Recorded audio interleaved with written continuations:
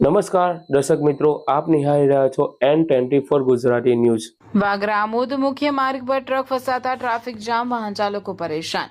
વાગરા તાલુકામાં આવેલી દહેજ અને વિલાયત જેવી નામાંકિત જીઆરડીસીના કારણે આ વિસ્તારમાં ઔદ્યોગિક પ્રવૃત્તિઓમાં સતત વધારો થઈ રહ્યો છે। ઉદ્યોગોના વિકાસ સાથે ભારે વાહનોની અવરજવર પણ વધી છે, પરંતુ તેની સામે માર્ગોની સ્થિતિ અને ટ્રાફિક વ્યવસ્થાના અભાવે સામાન્ય લોકોને વાહન ચાલકોને મુશ્કેલીઓનો સામનો કરવો પડી રહ્યો છે।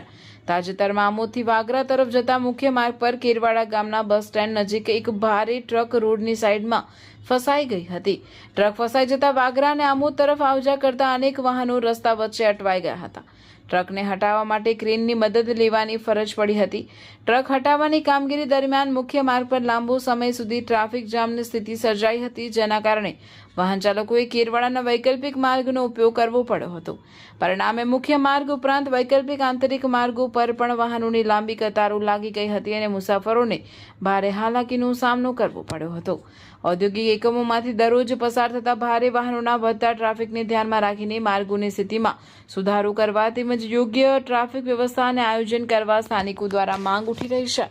ઉદ્યોગોના વિકાસની સાથે વાહન ચાલકોને સ્થાનિક રહીશોને સરળ અને સુરક્ષિત અવરજવર મળી રહે તે માટે તંત્ર દ્વારા યોગ્ય પગલાં લેવાય તે જરૂરી બન્યું છે।